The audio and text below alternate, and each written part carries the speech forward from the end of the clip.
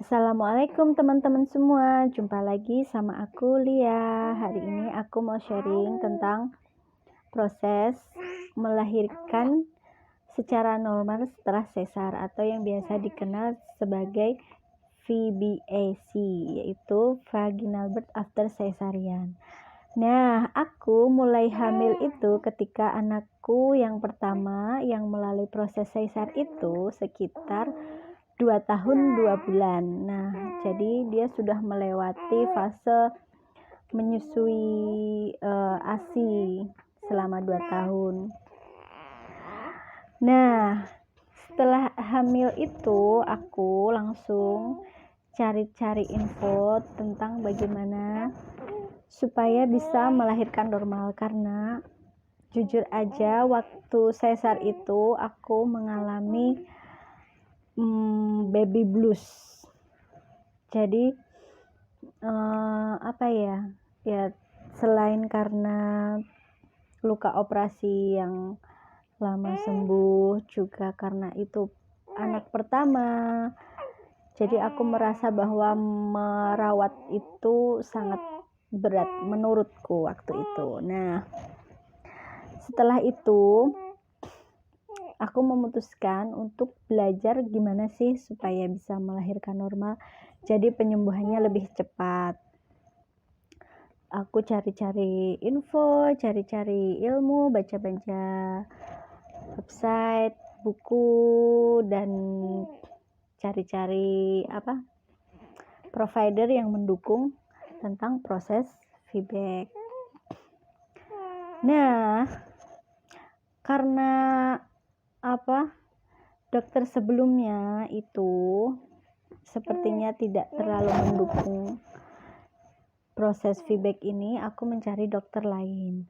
Walaupun dokter ini juga bilang bahwa aku kemungkinan tidak bisa melahirkan normal lagi karena menurutnya tinggi badanku hanya 145 cm, yang dimana pendek dan susah, yang diklaim mempunyai panggul sempit.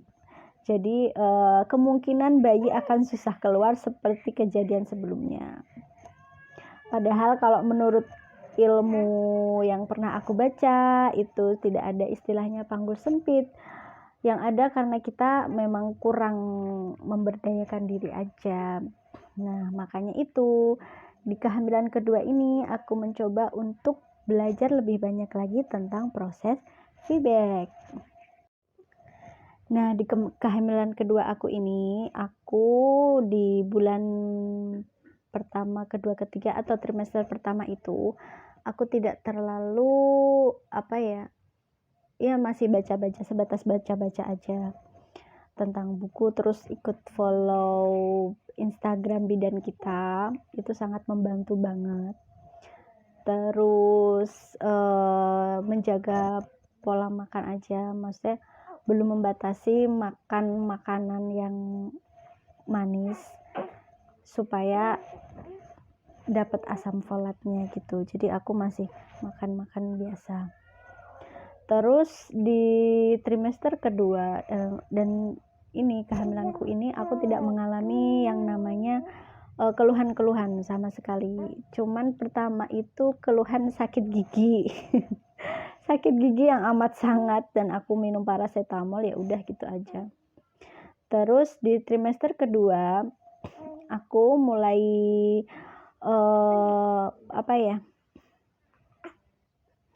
di trimester kedua itu aku baru mulai benar-benar serius mencari provider yang mendukung proses VBAC, yaitu kalau dokter di tempat aku itu jarang banget ada yang pro dengan VBAC. Jadi aku mencari klinik persalinan yang pro dengan proses VBAC dan aku menemukannya. Alhamdulillah di kotaku ada. Nah, di trimester kedua ini perutku semakin membesar, dan ternyata perut aku tidak seperti bentuk perut kehamilan sebelumnya. Jadi perut aku itu cenderung turun dan lancip, jadi kayak nggak di atas gitu loh, jadi melorot. Nah, itu ternyata adalah yang namanya hamil gantung. Hamil gantung itu disebabkan karena ketika hamil sebelumnya, setelah melahirkan atau pasca melahirkan, kita tidak maksudnya terutama aku ini tidak melakukan perawatan yang benar pasca melahirkan. Jadi aku memang dulu karena sesar aku tidak pakai bengkung atau tidak pakai korset dengan teratur, jadi seenaknya aja, sehingga terjadilah yang namanya otot rahim itu kendor. Otot rahim kendor yang biasa disebut apa ya istilahnya ya, aku lupa. Nanti deh aku cari. Nah, otot rahim kendor sehingga otot itu terpisah yang menyebabkan perut itu turun. Jadi posisi bayi ini melorot gitu. Dan ini sebenarnya sangat tidak nyaman karena akan mengalami yang namanya itu apa SPD. SPD itu tuh kan aku lupa lagi. Nah, pokoknya itu sakit di selangkangan. Ketika kita orang hamil ini, aku mau bolak-balik ke kanan atau ke kiri atau mau berdiri itu sakit itu. Jadi hamil gantung ini memang sebenarnya sangat butuh perawatan, maksudnya treatmentnya tuh beda gitu. Nah, di trimester ini aku mulai disarankan untuk memakai penyangga perut atau sabuk hamil sama provider aku yang di klinik itu. Nah, terus selain itu usahaku untuk supaya bisa VBAC adalah aku mengikuti kelas yoga.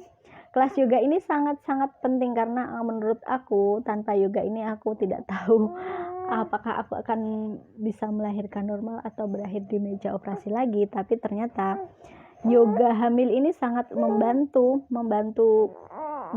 posisi bayi itu jadi optimal.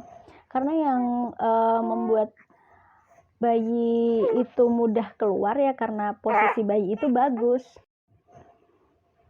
Nah, supaya posisi bayi aku bagus, aku mengikuti kelas yoga itu minimal 1 minggu sekali, dan itu sangat membantu banget. Selain membantu posisi bayi jadi bagus, itu juga mengurangi pegel-pegel gitu.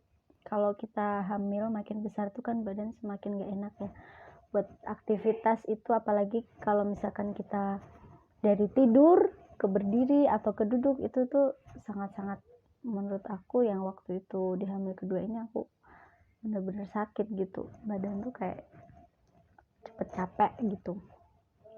Dan dengan yoga ini aku merasa kayak badan tuh lebih ringan aja buat aktivitas. Selain itu usahaku untuk bisa VBAC itu aku mulai di trimester ketiga itu mulai concern terhadap makanan yang aku makan. Jadi sebisa mungkin aku berat badan bayi aku tuh normal, dalam artian tidak besar gitu. Kalau disarankan dari itu sih dari providernya tidak lebih dari 3 kilo, karena waktu anak pertama aku aja itu sebenarnya juga nggak besar, 3,2 itu sebenarnya ya masih wajar lah ya, tapi nyatanya ya nggak bisa gitu. Terus di trimester ketiga itu aku makan karbo, tetap karbo, nasi, lauk, dan sayur lah, buah gitu. Tapi aku malamnya biasanya aku nggak makan, jadi aku membatasi makan malam gitu aja supaya bayi aku nggak gede-gede banget gitu. Walaupun sebenarnya aku juga nggak diet yang manis-manis juga sih, tetap makan biskuit, terus biskuit yang coklat gitu juga aku makan roti gitu. Terus